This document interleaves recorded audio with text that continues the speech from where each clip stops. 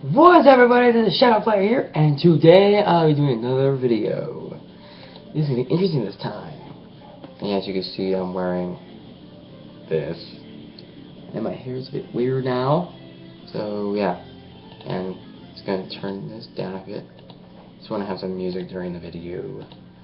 So yeah, today I'm gonna be doing a video involving top 10. It's been a while since I've done something like that.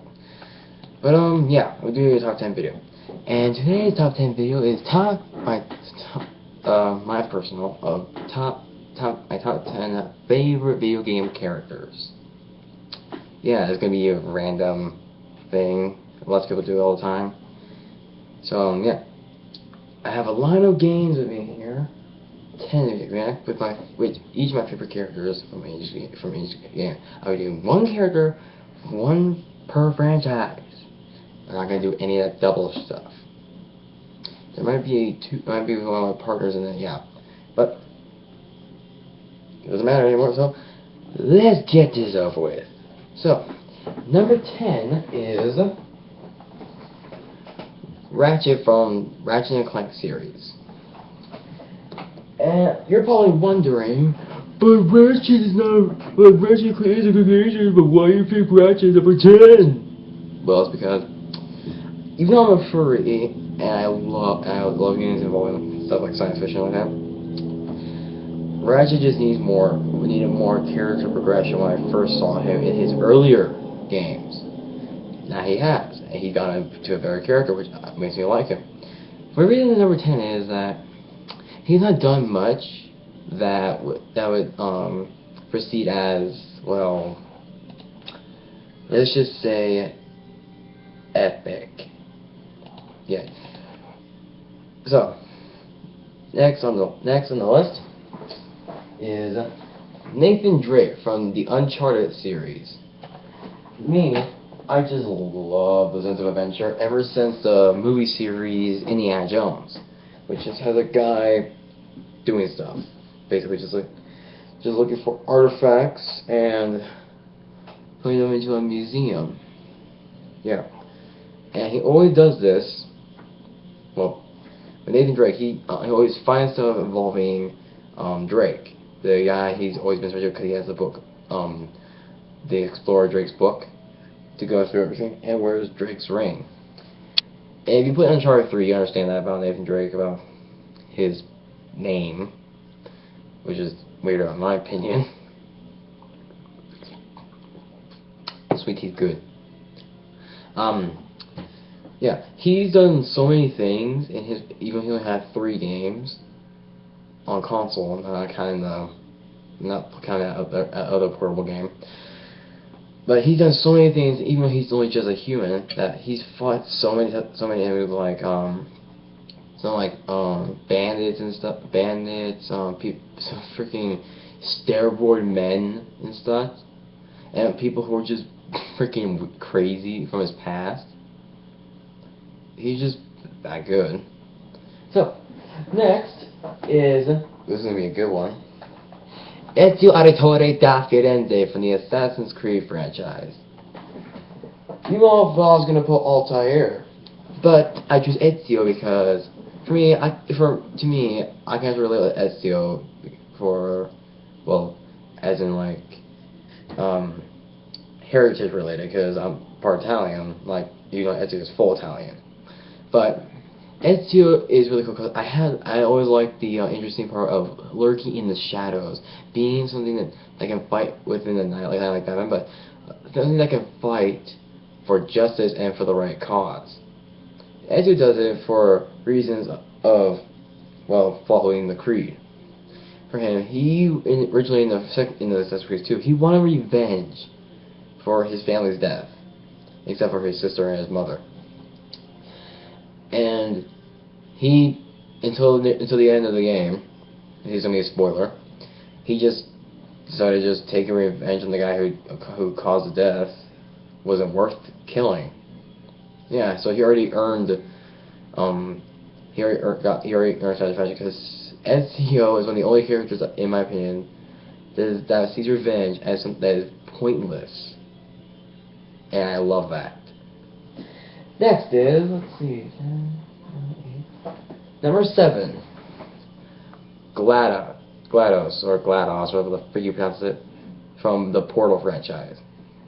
Now, when I first heard about this character, I played the second Portal first without playing the first one, but I played the first one now.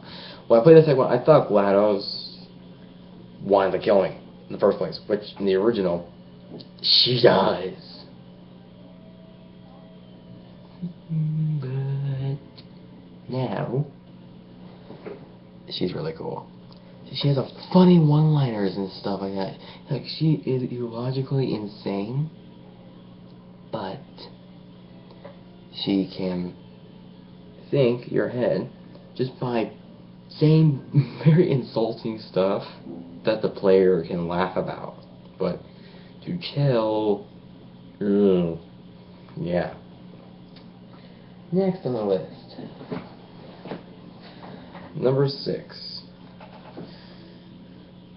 Master Chief from the Halo franchise. Remember, this is a Halo Reach case, so that's why I covered the other words.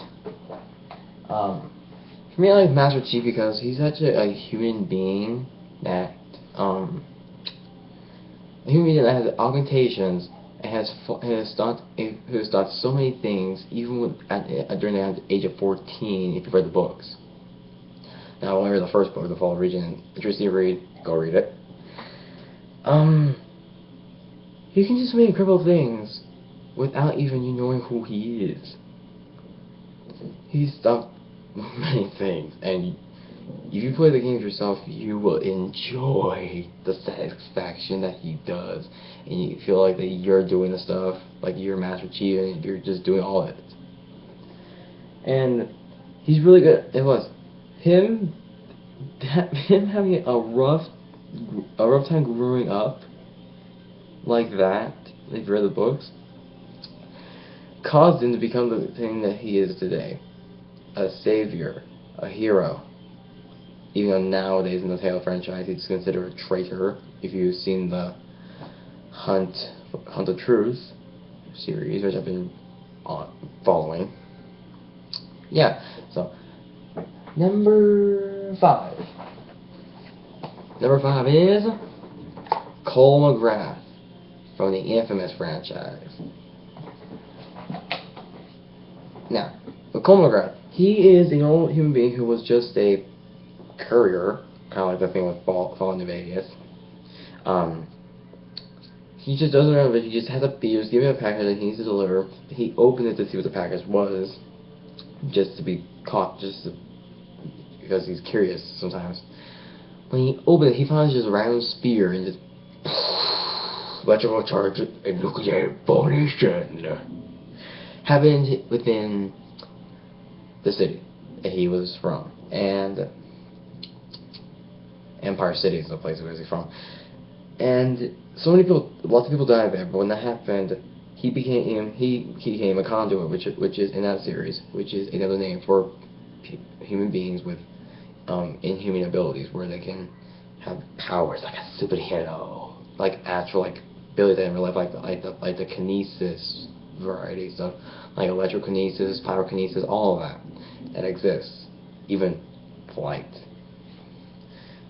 Flight's not what this guy is. This guy got electrokinesis, one of the most powerful, actually one of the most favorited powers in history. Everybody wants to fire electricity, like the Emperor from Star Wars. Unlimited power. Yeah, but he's a hero, and if you play the good ending of both the first and second game, which are canon to all the way up to Infant Second Son, which I haven't played, and it's fun. You feel satisfaction when you complete a good story on Infamous 2. Trust me, I felt the satisfaction. Next on the list, number 4, Dante from the Devil May Cry franchise, even the reboot. Now, when I mentioned that reboot part, you're probably just probably all gonna be raging in the comments. Definitely like, Dante from the reboot sucks. He's not like the original Dante because he doesn't have one-liner jokes that eats pizza. But I like both Dantes. Classic, fucking one-liners. The reboot version, which I consider my favorite Dante, actually got more of a growth of the character, just like the original did. He just started out as like how most people would become, just some arrogant dick, and without someone to interact with, you wouldn't progress to become to change. With Dante, with the reboot Dante, you got Cat. The original Dante, he had lots of female characters. But I like Dante in both ones because one in the original Dante, that he has cool ass one-liners, and just does so many just has so many things that are funny about his character. But the new Dante, the current reboot version, just has that in-depth feel like that he's like a real person, and you can somehow relate to certain parts of his past since he has a tragic past like the original Dante still, even though they're not really descriptive about the original Dante's other half side because no one knows if he's half human or anything, which DMC fixed that part, even though the original Dante's still a mystery thing. Number 3 is Sora from the Kingdom Hearts franchise. You all thought I was going to say like Axel or Roxas or Riku probably. But no, I'm going with Sora. Even though he is the main character, even though I don't normally do that, I choose side characters too. But I choose Sora because even though he may have his dumb moments, which everyone does, he has his own way to be smart. Like he wants to. He currently is kind of smart now because of experience. With no experience from the first game, he got a bit smarter and knows what to do. That's caused Sora to be the way he is now. He's still a happy-go-lucky kid. He can get angry only when something involving his friends happens, like with a lot of characters. And so many stuff. And Sora has an incredible weapon called the Keyblade, which is a mysterious weapon with magic and power. Some say it's made of light and darkness, some people say it's made of light or made of darkness, but most of them, if you play like most of the games, they're like portables, they mention that all the Keyblades on there are not compared to the original Keyblade.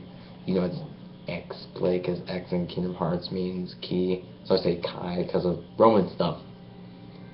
Yeah, and Sora has an interesting, and Sora makes friends with both Final Fantasy and Disney, which is also like one with Captain Jack Sparrow, which from the most favorited movies, most realistic movie that Disney ever created, Pirates of the Caribbean. Then there's an all-time highest-grossing film, Lion King, where he friends with Simba. Even Simba in the original Kingdom Hearts, which is a thing to you that's for fighting.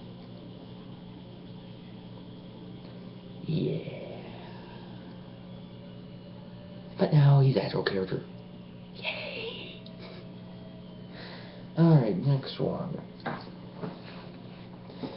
You guys are probably gonna do so much hate into this.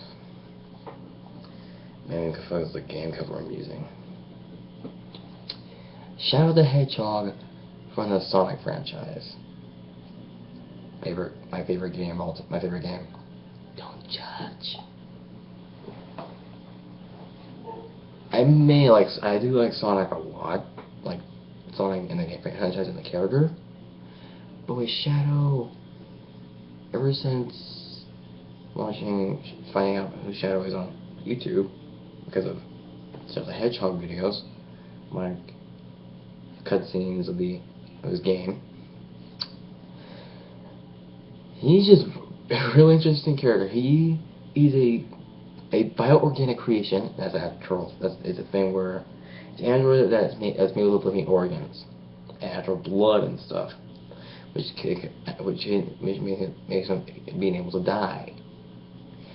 But on the day of his creation, GUN came to take him or destroy him. I don't know which one it was. Then got his best friend Maria Robotnik shot, and he got that image stuck in his head, which made him hate humans. Until near the end of the games, he would change his mind, became a good guy. Then assumed dead until Sonic Heroes. And people who think that the Shadow the Hedgehog game is supposed to be like Eggman's first Android Shadow is wrong.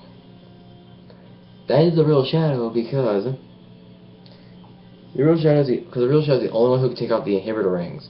The androids don't know what they do. Shadow's the only one who does. He keeps control of his chaotic abilities.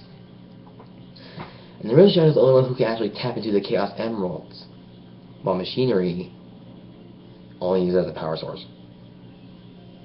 Yeah. And Shadow has everyone's favorite freaking thing about Shadow is his backstory, which I just mentioned part of it. But currently from Shadow the Hedgehog, it was just a creation who's trying to figure out who he is, just by figuring out who this Maria was, which now he knows. He's put his past behind him, forgetting all that, and became was the anti-hero from Sonic Heroes and Shadow the Hedgehog, but he became a hero like Sonic is, but worked for GUN, the people that tried to take him or kill whatever. But he's still an interesting character, even though he only has one form to turn into with the emeralds. Yeah, but still, anyway, it's still the best thing ever he has. And when he's in his super form, he is powerful. He like equals Sonic's power, unlike Vegeta to Goku. Vegeta's weaker. But Shadow got stronger progressing time. Shadow became not one of if people are gonna hate it, even though he's called the Ultimate Life Form, he is not the strongest character. Though he is considered a very strong character. Yeah. Now, what kind of character of the ones I've all mentioned can top them all?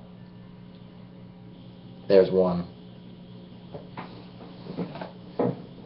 Number one is Isaac Clarke from the Dead Space franchise.